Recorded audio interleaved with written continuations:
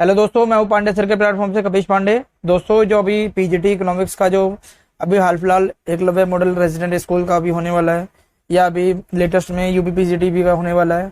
Jharkhand PGT economics हो चुका है ऑलरेडी, और अभी हाल फिलहाल में आपका बिहार में पीजीटी इकोनॉमिक्स का भी एग्जाम होने वाला है, और बिहार टेट भी होने वाला है। और तो उससे रिलेटेड मैं ये क्वेश्चन मतलब बनाने जा रहा हूँ। तो दोस्तों देखना, अगर वीडियो अच्छी लगी हो तो लाइक ज़रूर करना, और अगर ना समझ में आए तो मुझे थोड़ा कमेंट में मुझे बताना। मैं थोड़ा सा अपनी तरफ से पूरी कोशिश करूंगा कि आपको पूरा पूरा समझ में आए। चलते हैं अपने क्वेश्चन की तरफ। दोस्तों लिखा है कि भारत में मुद्रास्फीति यानी इन्फ्लेशन को मापने के लिए प्रयोग में लाया जाता है। क्या लाया जाता है? उपभोक्ता मूल्य सूचकांक यानी कि CPI, consumer price index, foreign trade index यानी विदेशी व्यापार सूचकांक, थोक मूल्य सूचकांक यानी कि होल प्राइस इंडेक्स, या इनमें से कोई नहीं। दोस्तों, जब भी इन्फ्लेशन की बात आती है तो वो हमेशा होल प्राइस इंडेक्स पे यानी थोक मूल्य सूचकांक पे मतलब मापा जाता है। इसमें क्या होता है कि जो हमारी इंडस्ट्रीज होती है, मिनिस्ट्री, उसमें क्या है, वो जो एक वो आर्थिक सलाहकार के रूप में एक ऑफिस होता है, जो वो हर वीक में उसको वो मतलब वीक में वो क्या बोलते हैं, मेजरमेंट करता है। और इसमें ये 10 जनवरी 1942 से ये WPI 19 जनवरी 1942 से स्टार्ट हुआ था। ठीक है, और इसका जो आधार वर्ष है पहले के अकॉर्डिंग 2004 और 2005 है। ठीक है, अगले क्वेश्चन की चलते हैं। कह रहा है निम्न में से कौन सही नहीं है। तो हमें दिखाना है कि सामान्य वस्तुओं के संबंध में आय प्रभाव धनात्मक होता है, यानी नॉर्मल गुड्स में इनकम क्या होती है हमारी, पॉजिटिव होती है।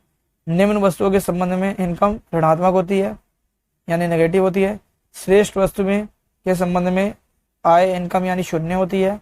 गिफन वस्तुओं के संबंध में इनकम क्या होती है, पॉजिटिव होती है। तो ऑप्शन विल भी क्या होगा दोस्तों, फर्स्ट होगा, क्योंकि जो नॉर्मल गुड्स होते हैं हमारे, जब इनकम बढ़ती है तभी हम नॉर्मल गुड्स की तरफ मूव करते हैं। ठीक है, तो पॉजिटिव संबंध इसमें पाया जाता है।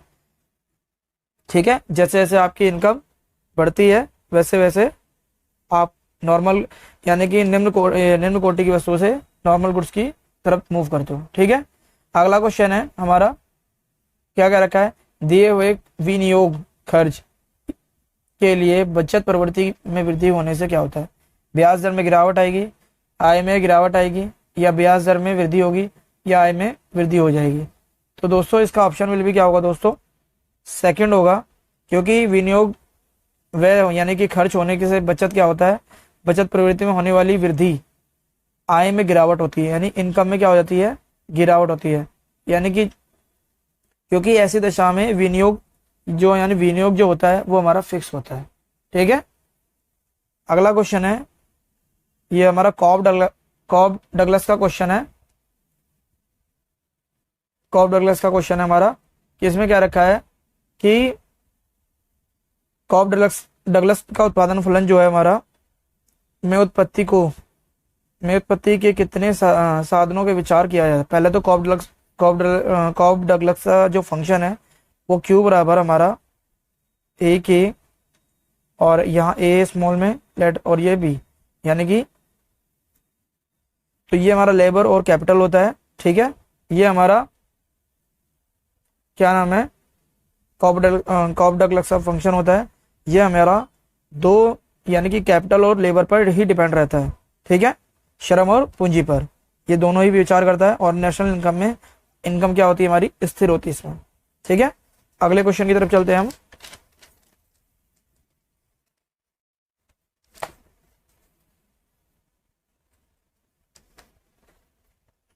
ठीक है, अगला क्वेश्चन हमारा कि निम्न में लिखित में से सार्वजनिक आय यानी कि पब्लिक इनकम का सोर्स नहीं है, यानी नहीं बताना है हमें, सरकारी उधार या उत्पादन, टैक्सेस, या सार्वजनिक क्षेत्र में उद्यमों के अतिरिक्त। तो दोस्तों इसमें क्या होता है कि इसमें सेकंड ऑप्शन जो आएगा हमारा, सार्वजनिक निम्नलिखित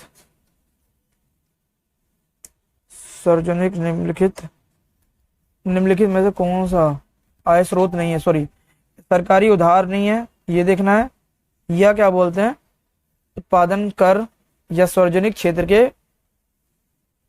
दोस्तों इसमें क्या बोलते हैं, जो निम्नलिखित में से सार्वजनिक आय है वो इसका उत्पादन होता है, क्योंकि उत्पादन क्या होता है कि हर सोर्सेज से हमें प्रोडक्शन लेवल पे हमें इनकम का जनरेट होता है, जिसमें सब इनकम यानी कि सभी लोगों की जो इनकम होती है वो प्रोडक्शन से हमारी जुड़ी होती है, क्योंकि जहाँ जहाँ प्रोडक्शन होता है वहाँ एक इनकम का सोर्स बनता है। जैसे अगर सरकारी उधार है या टैक्स कलेक्शन है या सार्वजनिक सेक्टर में जितने भी एंटरप्रेन्योरशिप हैं उनके जो सरप्लस होता है उन पे जो लोन दिया जाता है उनकी प्राप्ति के लिए दिया जाता है। ठीक है। छठा क्वेश्चन है कि व्यय कर यानी टैक्स एक्सपेंडिचर टैक्स लगाने का सबसे पहले सुझाव किस अर्थशास्त्री ने दिया था? जेएक्स ने दिया था, या डाल्टन ने दिया था, एन कॉल्डर ने दिया था, मैक्सग्रेव ने दिया था? तो दोस्तों इसका ऑप्शन विल भी ऑप्शन हो गया दोस्तों एन कॉल्डर ने दिया था। इन्होंने बताया था कि खर्च मतलब व्यय कर मतलब यानी खर्च की जाने वाली वो राशि पर लगाए जाते हैं कर लगाने से, जिसका सर्वप्रथम सुझाव एन कॉल्डर ने दिया था। लेफर वक्र संबंध दर्शाता है बड़ी कर दरों और या बढ़ी आय, कम कर दरों और बढ़ी आय, कम कर दरों और कम आय, या बढ़ी कर दरों या कम आय? तो इसका ऑप्शन विल भी क्या होगा दोस्तों? सेकंड होगा, क्योंकि जो अमेरिका के अर्थशास्त्री थे आर्थर लेफर ने ये मतलब कर से संबंधित जो राजस्व की प्राप्ति करी थी और कर की दर के बीच में संबंध को इन्होंने आधार बेसिक मतलब वो फंडामेंटल मतलब बताया था कि कर की दर इष्टतम स्तर होता है जिसमें ऊपर कर की वृद्धि के साथ साथ राजस्व में कमी आती है और इसके नीचे कर देने में भी कर राजस्व में कमी आती है। ठीक है। तो इन्होंने लेफर ने जो इष्टतम यानी मैक्सिमम जो टैक्सेस की जो रेट है वो 30% बताई है। ठीक है। चरक मापा जाता है, चरक को हम त्वरक कहते हैं। त्वरक में क्या होता है दोस्तों? चेंज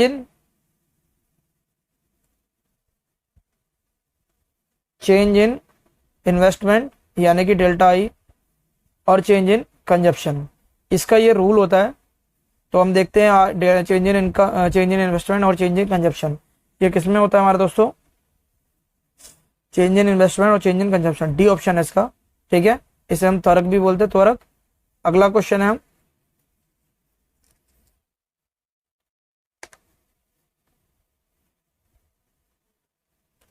क्या कह रखा है कि कौन सी भारतीय शहर की जनसंख्या सबसे अधिक है? तो दोस्तों अभी लेटेस्ट में भी हमारा प्रेजेंट टाइम में सबसे जो बड़ी जनसंख्या है वो हमारी मुंबई है, ध्यान रखना। और सबसे हाईयर टैक्स पे करने वाले भी हमारी मुंबई सिटी है और हाईएस्ट स्टेट टैक्स पे करने वाला हमारा महाराष्ट्र है, ध्यान रखना। और टैक्स फ्री स्टेट हमारा क्या है भारत का, कौन सा है, ये आप मुझे कमेंट में लिखकर जरूर बताएंगे। ठीक है। मैं आपको बता चुका हूँ पिछली वीडियो में। अगले क्वेश्चन की तरफ चलते हैं हम। क्या लिखा है? भारत में वर्तमान में भारत की रिजर्व बैंक के गवर्नर यानी कि अभी इस क्वेश्चन के अकॉर्डिंग तो रघुराम राजन है, लेकिन प्रेजेंट में अभी जो हाल फिलहाल अभी 23-24 चल रहा है, जो 23-24 चल रहा है वो हमारे शक्तिकांत दास जी है और जो वो 25वें गवर्नर है अभी इस समय। ठीक है। अगले क्वेश्चन की तरफ चलते हैं हम।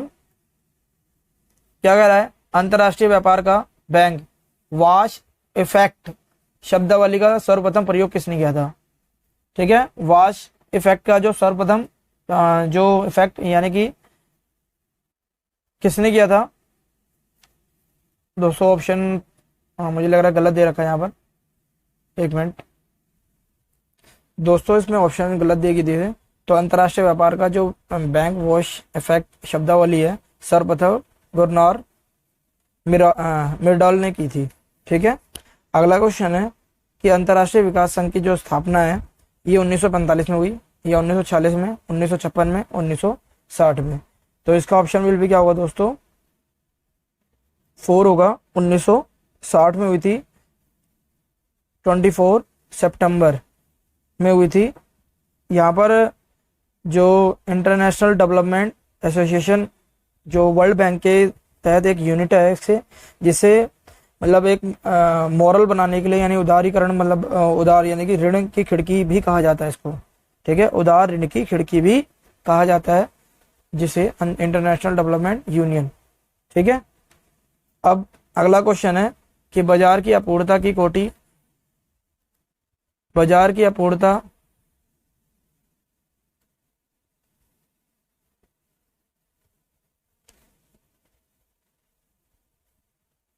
बाजार की अपूर्णता की कोटि निम्नलिखित में से किसके द्वारा प्रदर्शित की जाती है।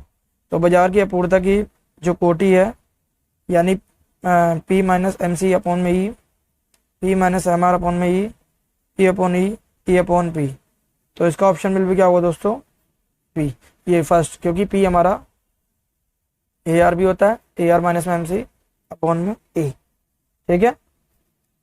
14 क्वेश्चन है, कह रहा है 12वीं वित्त आयोग की सिफारिशें हैं 2004 से 2009 के लिए, 2005 से 2010 के लिए, 2010 से 2011 के लिए, 2009 से 2014 के लिए। तो इसका ऑप्शन मिल क्या होगा दोस्तों, सेकंड होगा, 2005 से 2010 के लिए है। इसमें ये हुआ था कि वित्त आयोग का गठन संविधान के अनुच्छेद 280 के अंतर्गत राष्ट्रपति द्वारा किया जाता है और बाद में 12वीं वित्त आयोग के जो अध्यक्ष हैं सी रंगराजन थे और उनकी सिफारिश में 2005 और 2010 तक टाइम पीरियड उनका था। ठीक है। अगले क्वेश्चन की तरफ चलते हैं हम दोस्तों। अगला क्वेश्चन हमारा अंगटान। अंगटान का मतलब क्या होता है कि जिसको हम U N C T A D, ये इसकी मतलब शॉर्ट फॉर्म में इन दोनों हिंदी में लिख दिया अंगटान।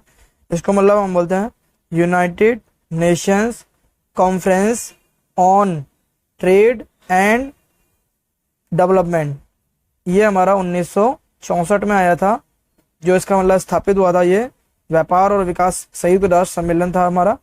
ये विकासशील देशों के लिए विकास के अनुकूल के लिए एकीकरण को विश्व अर्थव्यवस्था में बढ़ावा देता है।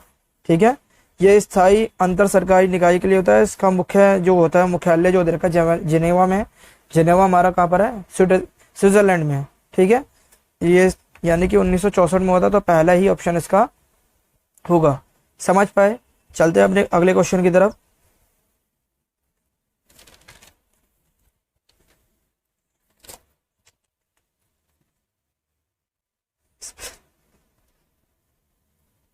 कह रहा है दीर्घकाल में सभी लागतें स्थिर होती हैं, परिवर्तनशील होती हैं, स्थिर और परिवर्तनशील होती हैं या न्यूनतम होती हैं। तो दीर्घकाल में दोस्तों दोनों ही होती हैं, फिक्स भी होती है और वेरिएबल भी होती है। तो इसका ऑप्शन बिल भी क्या होगा दोस्तों, थर्ड होगा। ठीक है। यानी कि हम फिक्स के साथ वेरिएबल फैक्टर का भी यूज करते रहते हैं ताकि बिजनेस को हम लॉन्ग टर्म में प्रॉफिट ले सकें। वर्ल्ड बैंक ही प्रदान करता है, यानी क्या करता है, विकासशील देशों को मुलायम ऋण देता है यानी सॉफ्ट लोन, या विकासशील देशों को कठोर यानी कि हार्ड लोन। मुलायम या कठोर दोनों ही प्रकार के यानी में से सभी गलत। तो ऑप्शन भी क्या होगा दोस्तों, ये फर्स्ट होगा। यानी वर्ल्ड बैंक क्या करता है, विकासशील देशों को एक इंस्ट्रक्शनल और एक पॉलिसी के तहत उनको सॉफ्ट लोन देता है ताकि वो अपने में सुधार कर सकें। ठीक है। निम्नलिखित मांग वक्रों में से कौन सा एक स्थिर लोच वाला कारक वक्र नहीं है। तो रेखिक याति आयतीय है, अति परवलय है, या क्षैतिज है, या ऊर्ध्वाधर है। तो इसका हम दोस्तों क्या होगा, सेकंड होगा, क्योंकि जो स्थिर कारक होता है हमारा जो एएफसी टाइप का बना होता है, ये जो अति परवलय होता है। ठीक है। लोच के बारे में पूछा दोस्तों, सॉरी इसमें बोला लोच के बारे में, ये यानी ईडी यानी E1 हमारा 1 होता है।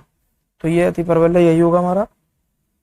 सीमांत लागत संबंधित नहीं है, यानी कुल परिवर्तन लागत यानी टीएफसी, कुल स्थिर लागत टीएफसी, टीवीसी, टीएफसी, एवीसी या टीसी। तो इसमें दोस्तों ऑप्शन होगा हमारा जो फिक्स है, सीमांत लागत से संबंधित नहीं है, बाकी इससे भी होता है, इससे भी होता है और इससे भी होता है, तीनों से रिलेटेड होता है। सेकंड में हमारा जो रिलेटेड नहीं है वो हमारा सेकंड ऑप्शन होगा। समझ पाए। अगले क्वेश्चन की तरफ दोस्तों, अगले क्वेश्चन की तरफ चलते हैं। हमारा ये क्या है, सीमांत लागत जो ज्ञात करने का जो सूत्र है, इसको हम वृद्धिशील लागत भी कहते हैं। ध्यान रखना, वृद्धिशील लागत इसका अदर नेम है ये। तो इसका फॉर्मूला जो होता है एमसी का हमारा, हमें पता है टीसी एन माइनस में टीसी एन माइनस 1, एक ये होता है। और एक होता है हमारा दोस्तों एक एमसी यानी कि एन लगा होता है, अगर ये T C N N plus one हो जाए और माइनस में टी सी एन आ जाए, यानी ये माइनस में आ जाए, यहाँ ये माइनस की जगह क्या हो जाएगा, प्लस हो जाएगा। ये दोनों ही फॉर्मूले हमारे हो सकते हैं, ठीक है। तो अब आप देखते हैं इसमें कौन सा मैच होता है। ये T C N equal to T C N plus one minus में टी सी एन, तो ये तो मैच हो रहा है। सेकंड वाला देखते हैं, टी एम सी एन है तो एम सी एन सब में दे रखा है, टी सी एन एन है तो टी सी एन इसमें नहीं है, इसमें है, यहाँ माइनस है तो माइनस है, यहाँ एन माइनस वन है तो यहाँ N minus N plus one है, तो ऑप्शन विल बी क्या दोस्तों, फर्स्ट होगा। समझ पाए, ठीक है। अगले क्वेश्चन की तरफ चलते हैं हम अपने।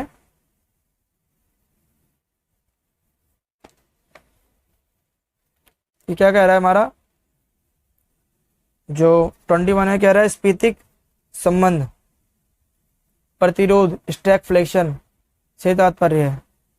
कह रहा है उच्च बेरोजगारी अवधि की उच्च मुद्रास्फीति, स्थिर रोजगार अवधि में अस्फीतिक, उच्च बेरोजगारी अवधि में अस्फीतिक, पूर्ण रोजगार अवधि में उच्च मुद्रास्फीति। तो इसका ऑप्शन विल भी क्या होगा दोस्तों, जो हमारा स्फीतिक है, स्फीतिक संबंध प्रतिरोध यानी कि स्टैगफ्लेशन है। स्टैगफ्लेशन मतलब ऐसी स्थिति होती है जिसमें हम अर्थव्यवस्था के में मुद्रा की स्फीति के साथ साथ गतिहीन की स्थिति विद्यमान रहती है, यानी हम और पीछे चले जाते हैं, यानी महंगाई के साथ साथ हम और पीछे बढ़ते जा रहे हैं, यानी कि मूल्य स्तर में वृद्धि हो रही है, इनकम में कोई चेंजेस, यानी इनकम में कोई चेंजेस नहीं हो रहा, और बेरोजगारी और हमारी बढ़ती जा रही है, यानी कि मूल्य का प्राइस बढ़ता जा रहा है, यानी गुड्स का प्राइस बढ़ता जा रहा है और लोग बेरोजगार और होते जा रहे हैं। तो इसी स्थिति को हम स्टैगफ्लेशन कहते हैं, यानी कि स्थिर रोजगार अवधि में अस्फीति। तो इसका ऑप्शन हमारा क्या होगा दोस्तों, सेकंड होगा। अब क्या कह रहा है, हम कह रहा आधार वर्ष में भारत अमेरिका के बीच विनिमय दर 1 रुपये पर 5 सेंट है तथा दोनों देशों में कीमत सूचकांक है 100, ठीक है। अब चालू वर्ष 2011 में भारत में कीमतों का सूचकांक बढ़ाकर 400 और अमेरिका में सूचकांक बढ़कर 200 हो जाता है। अब नई विनिमय दर होगी 1 रुपये बराबर इसके होगा, या 1 रुपये बराबर इसके होगा, या 1 रुपये बराबर इसके होगा, या 1 रुपये बराबर इसके होगा। तो ऑप्शन में क्या होगा दोस्तों, सेकंड होगा। 1 रुपये जो होगा हमारा नेचुरल 2.5 रुपये सेट के बराबर होगा। समझ पाए। अगला जो हमारा क्वेश्चन है, रिकार्डो ने तुलनात्मक लागत सिद्धांत जो दिया है दो देश दो वस्तु मॉडल पे दिया है, या 2 देश बहुवस्तु मॉडल पे दिया है, या दो वस्तु बहुदेश मॉडल पे दिया है, तो बहुदेश बहु वस्तु मॉडल पे दिया है। तो इसका ऑप्शन विल भी क्या होगा दोस्तों, फर्स्ट होगा कि 2 देश 2 वस्तु पे मॉडल पर इन्होंने दिया है। ये रिकार्डो ने तुलनात्मक लागत सिद्धांत को दिया है 2 देशों और 2 वस्तुओं के मॉडल पर आधारित है। इसमें क्या होता है, लेबर के जो सिद्धांत होता है उस पर ये काम करता है, ठीक है। मूल्य के जो लेबर का सिद्धांत होता है उस पर ये कार्य करता है। 24 हमारा कह रहा है डिश टीवी का सिग्नल है, सार्वजनिक वस्तु है, निजी वस्तु है, मेरिट वस्तु है, या इनमें से कोई नहीं। डिश टीवी यानी कि जो सिग्नल होता है वो हमारा सार्वजनिक वस्तु के लिए होता है। एक निश्चित शुल्क अदायगी के पश्चात, यानी कि जब आप पेमेंट करते हो, डिश टीवी जब लगवाते हो, यानी कि चैनल फ्री नहीं मिलता, उसके पास व्यक्ति उसका यूज करता है, ठीक है। तो वो सार्वजनिक वस्तु सबके लिए है, उसमें यह नहीं है कि स्पेसिफिक किसी के लिए होती है। अगला क्वेश्चन है दोस्तों,